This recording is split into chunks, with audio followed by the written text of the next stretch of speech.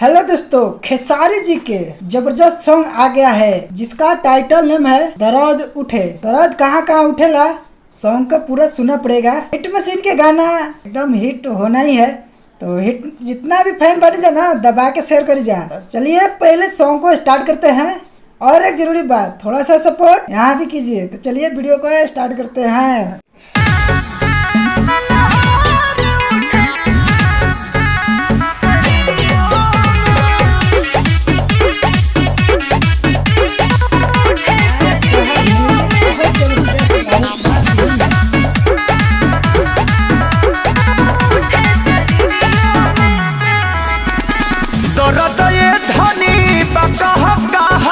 हाथ लगाते हनी जहाँ के ताहा सुना दर्द ये धनी बकहा कहा हाथ लगाते हनी जहाँ के ताहा हमर चेहरा छपल हुई नजरियों में दिल में भी कमरियों में दर्द उठे शरीरियों में दिल में भी कमरियों में लहर उठे शरीरियों में।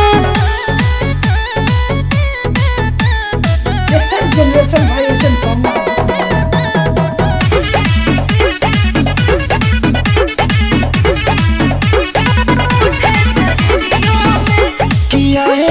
कैसे कोगी सटेलू तभाग जागे चला कि जब तू कोरवा में आ जालू रानी हो मन बौडाला जननी नए जान की इतना जालिम बड़ा तू देखे जखम मर हम हो न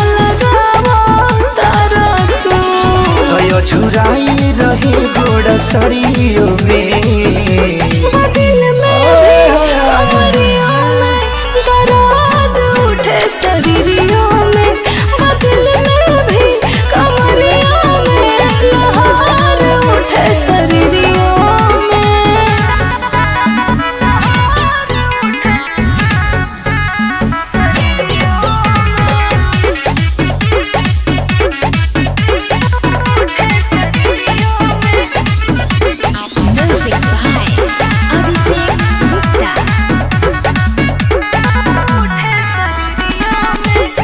कैसे कही रानी मरदों के दर्द होला तो जैसे बरस जानी हमारा पवन के सोला अपनाए बाबू छुटे इतना हम तोहरा के दे जवन करे के मन करी संजय खुद से ही मम्मी काढ़े लगलू अब खेसरियों में दिल में भी कमरियों में दर्द उठे शरीरियों में दिल में भी कमरियों में लहर उठे शरीरियों में। दोस्तों सॉन्ग कैसा लगा आप लोग का कमेंट सेक्शन में ज़रूर बताएं। तो सिंगिंग किया है खेसारी लाल यादव और फीचरिंग दिया है रक्षा गुप्ता। रक्षा गुप्ता के एक चीज़ ठीक लगा भाई। तो भाई सिंगिंग लिखे हैं छोटू यादव। ज़बरदस्त सॉन्ग है और पूरा दर्द उठा दिले, बहुत मजा आयल सुन के। और आप लोग सुनी जा और इन्जॉय करी जा। जितना खेसारी जी के फैन बन जा तनी दबा के शेयर कर जा और लाइक भी कर जा। कैसा लगा रिएक्शन वीडियो अभी बताई जा। तो चलिए मिलते हैं नेक्स्ट वीडियो में। Bye by.